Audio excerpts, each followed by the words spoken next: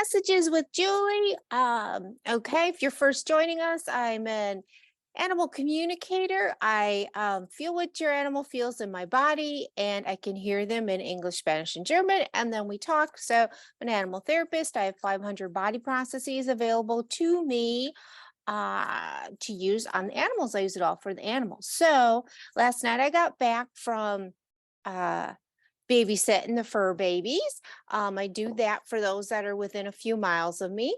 So I was with this guy for a week, and his name is Hugo, and he made it into the calendar.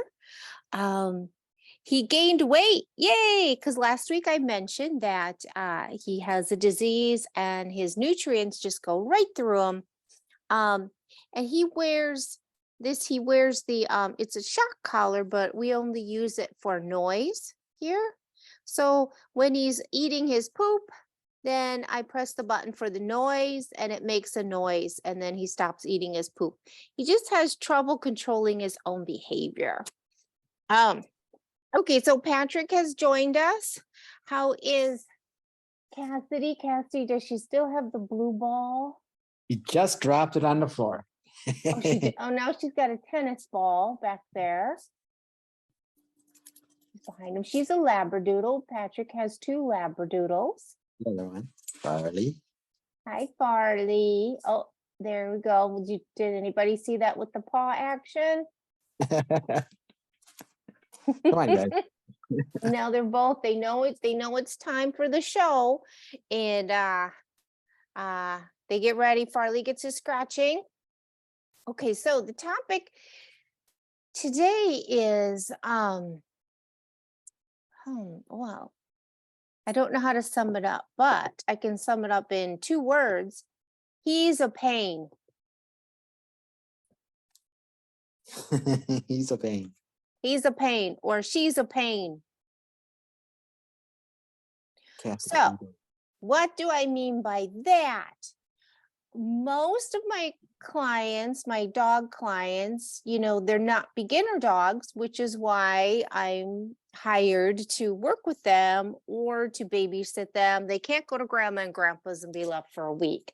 There's something extra going on. So oftentimes there's more than one dog. There's 2, 3, 4 dogs in a household. So half the time, the other pack mate will just say, he's a pain. So this guy is called by his pack mate is called, he's a pain. He's a pain. And he does hump like 15 times a day. He has trouble controlling his behavior.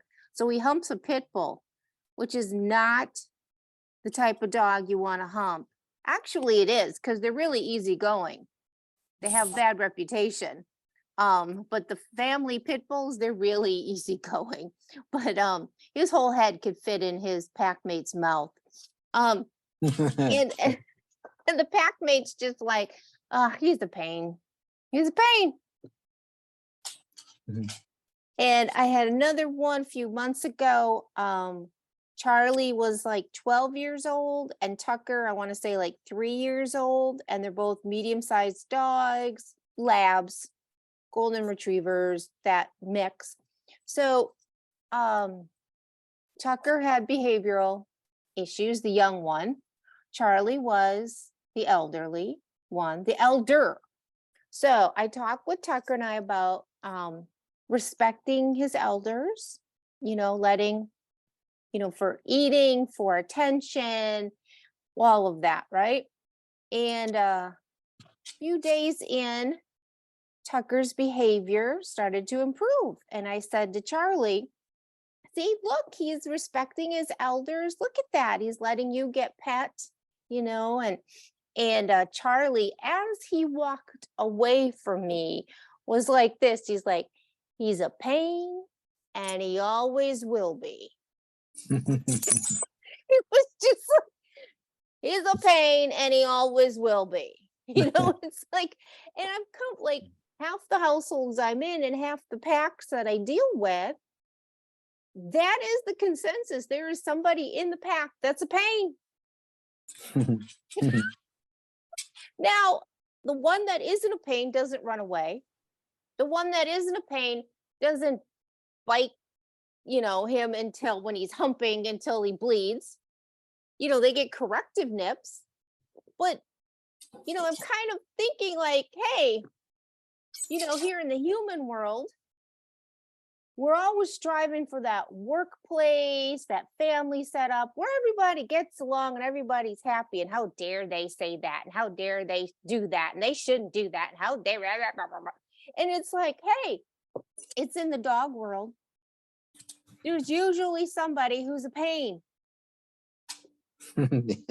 You don't take revenge on them. You do the corrective nip thing like, hey, that's enough. Like, just don't talk to me right now, okay? Just, I need some private time. You're driving me nuts. And they're going to be a pain the next day. Just like our Hugo was going to be a pain within the next hour. He was going to hump again. If he wasn't sleeping or in his kennel, he was humping. And if he pooped, he turned around, tried to eat it.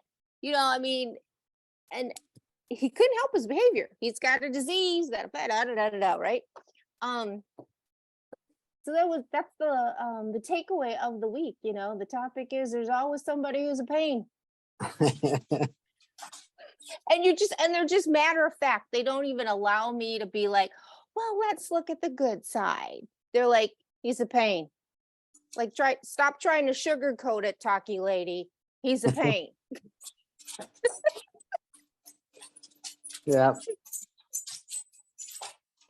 Sounds like the human world or the work world. There's always someone you work with. They're always going to be a pain.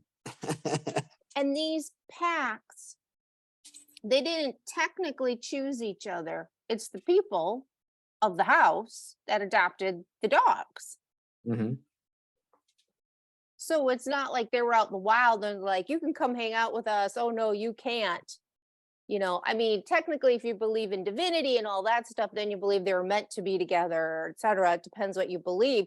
But like, if you just get down to like, they didn't, walk into that house like a cat, of their free will. A cat will just walk in your house and be like, okay, this is my house now. But yeah. they'll walk into your garage and be like, nah, I live here now. I live here. No cat lives here, right? Okay, this is my house now. But the dogs, they don't do that, right? They'll pick their people, but so think about it. You adopt this one, you adopt that one, and then you expect them to live together. A lot of people will bring home a puppy, and then the older dog will look at them like, they tell me the story is the look on the face of the older dog, like, what am I supposed to do with this? He's not staying, is he? Huh? He's going home. He's got a home, right? It's not here. That's a visit. This is just a visit, right? This is just a play date. It's getting dark. They gotta go in the car. Go home. And then they discover, nope, this one's gonna be part of your pack, dude. And they make the best of it, but they don't sugarcoat it. If it turns out to be a pain, then they're like, he's a pain. And that's that.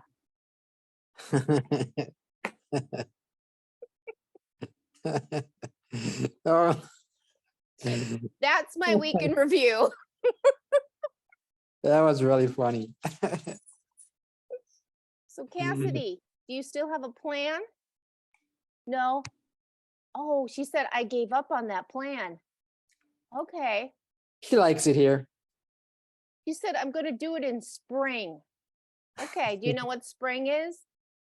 She's giving me the fresh air that through her nose. Oh, okay. See, last week Cassidy and the week before had a plan to run away just for a couple hours, just to be outside and run through the trees and the fields, because she wasn't getting enough. It's winter time where she is, and she wasn't getting enough outdoor time. It was cold and wet and dark. So she was making a plan to escape for a couple hours. So now there she is behind him, and she's got her blue ball. Go get it. You dropped it. Go get it. She says she's gonna do it in spring now. Farley, Okay, food. Farley said food. Farley, yeah, you guys, look at, you're on the air. This is your opportunity. Farley. Oh, he said ball mine. Yep. Does she have the blue ball?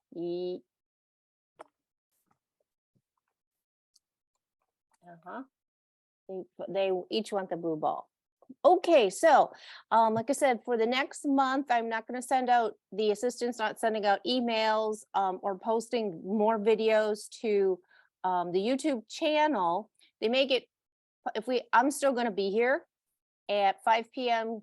Pacific time, California time, 8 p.m. New York time, 7 p.m.